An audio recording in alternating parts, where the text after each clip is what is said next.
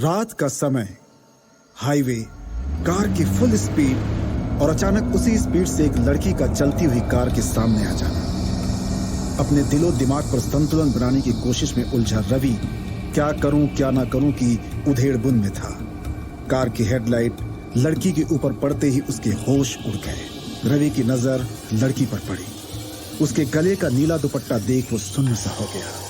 अभी तक रवि कल रात उसके घर पर हुई घटना से उभरा ही नहीं था कि फिर से वही नीला दुपट्टा, वही लड़की ऐसे अचानक उसके सामने आ गई थी। कार के एसी की ठंडक में भी वो पूरी तरह पसीने से लथपथ हो गया और अचानक से उसने खुद को ही झकझोर के उस भयानक तंद्रा से खुद को जगाया। रवि को समझ आ गया था कि उसके पास समय नहीं था और अचानक पता नहीं कहां से उसके अंदर इतनी फुर्ती आई कि उसने कार की स्टीयरिंग को फुल लेफ्ट टर्न में मोड़ दिया था और साथ ही जोर से ब्रेक पर पैर दबा दिया। अंदर बैठे सबकी जान अटक गई थी। 80 की स्पीड में चल रही कार एक तेज स्क्रीच के साथ रुक गई, लेकिन रुकते रुकते कार पूरी तरह घूम चुकी थी। ऐसा लग रहा था कि लड़की को बचाने के आशय से लिया हुआ यह निर्णय सबके लिए घातक हो सकता था। कार रुक चुकी थी, लेकिन अभी भी सबकी धड़कनें तेज थी। किसी को कुछ समझ में नहीं आ रहा था। राम्या का तो रोना निकल गया। शिट, ये क्या हो गया? वो लड़की। चलती हुई कार के सामने आ रही लड़की अब आसपास कहीं दिखाई नहीं दे रही थी। रवि अभी भी सुन्न था। कार में बैठे सभी लोग डरे हुए थे और किसी के अंदर हिम्मत नहीं थी कि दरवाजा खोल के बाहर निकल के देखे कि आखिर हुआ क्या था। वो लड़की जो अभी कुछ देर पहले भागती हुई कार के सामने आकर टकराने वाली थी, वो आखिर गई कहां?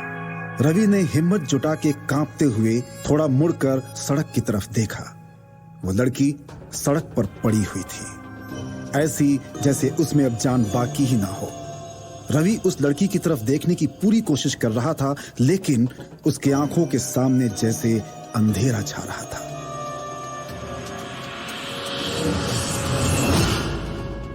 रात के करीब 3 बज रहे थे। कार अभी भी वहीं ज्यों की त्यों खड़ी थी और अंदर बैठे सब अभी भी सदमे में थे। उस्मान ने रवि को कहा, भाई गाड़ी भगा, निकलते हैं जल्दी यहां से। लेकिन रवि को जैसे कुछ सुनाई ही नहीं दे रहा था। इस समय सड़क पर गाड़ियों की आवाजाही ना के बराबर थी।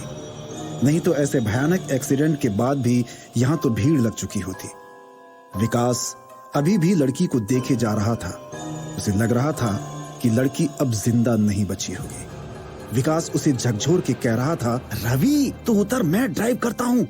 उतर भाई, जल्दी यहां से निकलते हैं, अगर कोई आ गया तो लफड़ा हो जाएगा।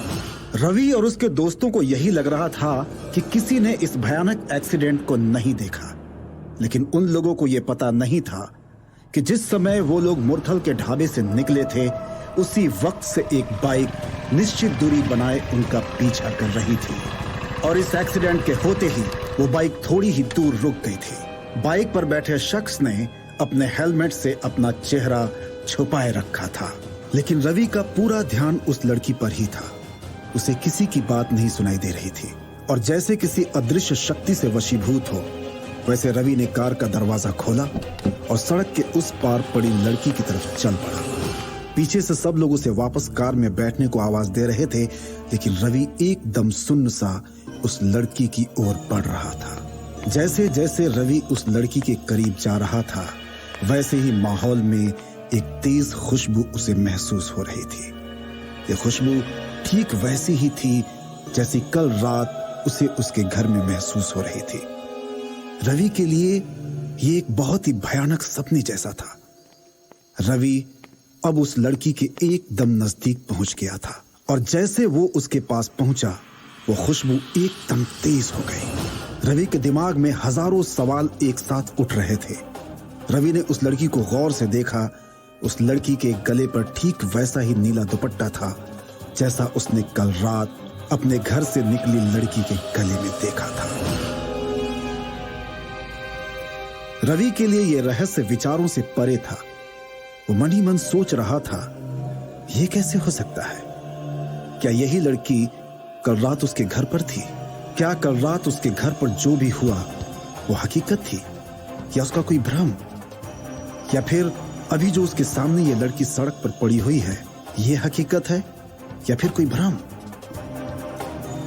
इस सोच में डूबा हुआ रवि वहीं सड़क पर लड़की के पास बैठ गया और यंत्रवत उसने लड़की का चेहरा अपनी तरफ घुमा के देखने की कोशिश की।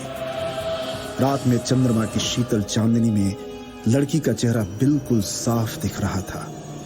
साफ गोरा रंग, सुंदर नयन नक्श, गुलाबी होंठ और माथे पर लगी चोट से बहता लाल खून। इतनी सुंदर लड़की के साथ ऐसा हादसा क्यों हुआ? कौन है ये लड़की? क्यों ऐसे चलती हुई कार के सामने आई होगी?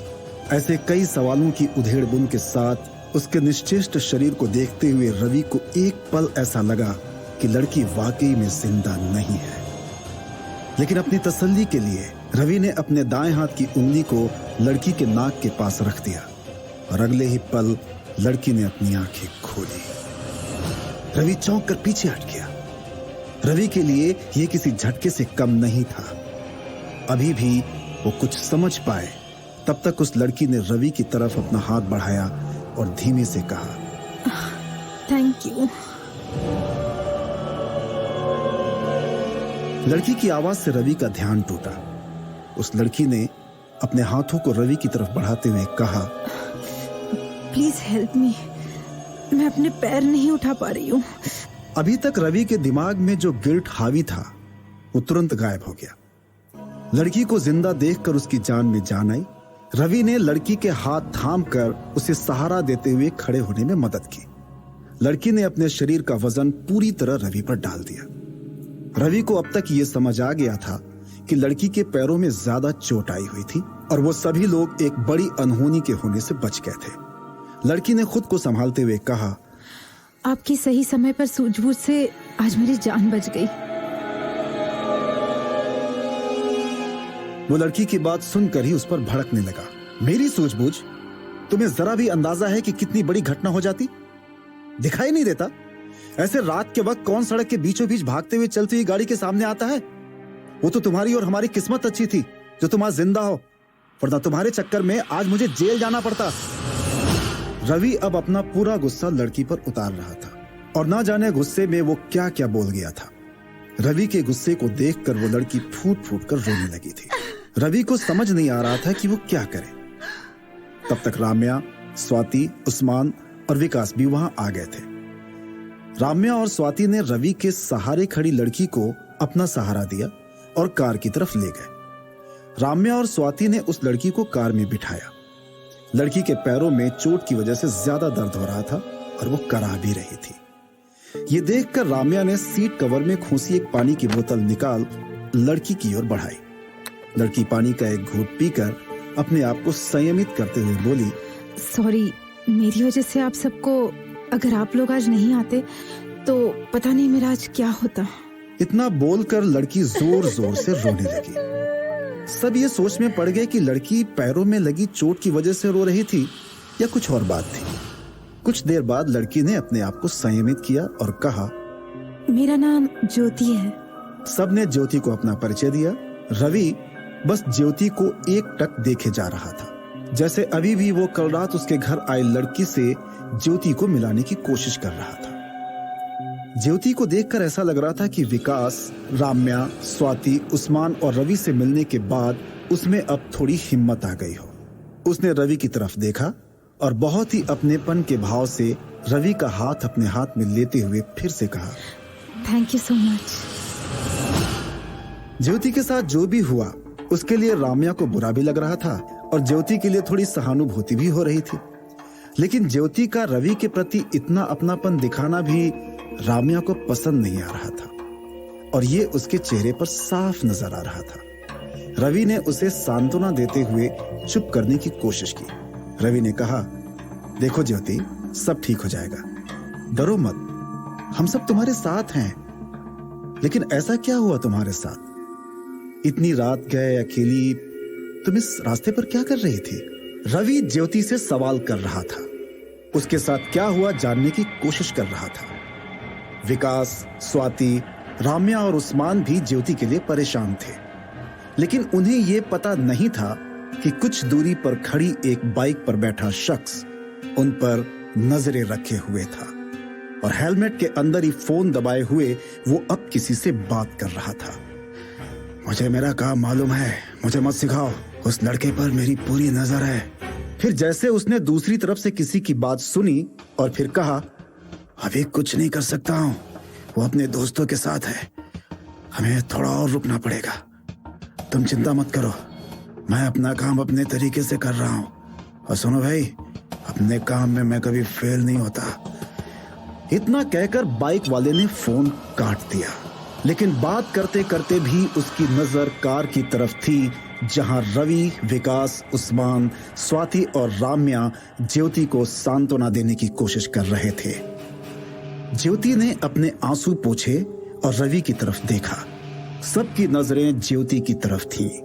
सबकी नजरों में वही सवाल था जो रवि ज्योति को पूछ चुका था, लेकिन उसके बाद जो बात ज्योति ने बताई उससे सभी के सवालों के जवाब तो मिल गए, लेकिन इस समाज पर कई सवाल छोड़ गए।